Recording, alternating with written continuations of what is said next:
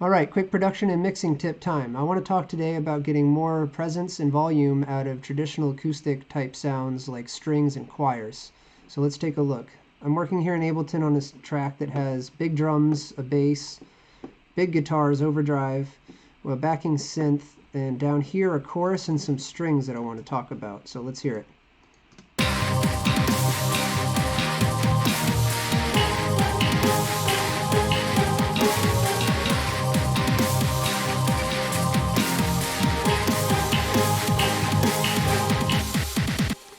So you can hear the drums are there, the bass is very much there, the guitars are there chugging away, but the chorus and the strings are a bit lacking. So I could deal with that a couple of different ways. I could go to each of these tracks and compress them heavier and mix them up in the mix, right? Apply more gain.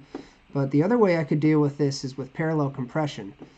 And parallel compression is taking a fairly natural version of your signal and mixing it with a highly compressed version of that same signal.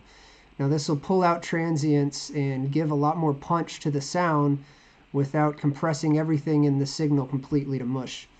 So one way to take care of that in Ableton is with a return channel. So I've set up a C return channel here that has a compressor with a high ratio of 10:1 and a TAC of 0.5 millisecond, and I've left the release to auto.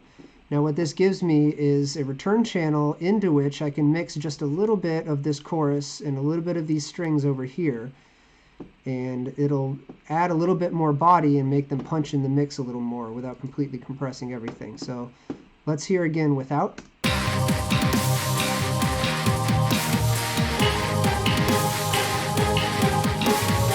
And with.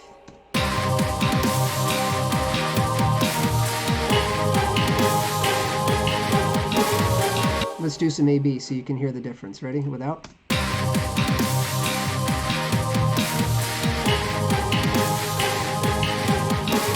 With.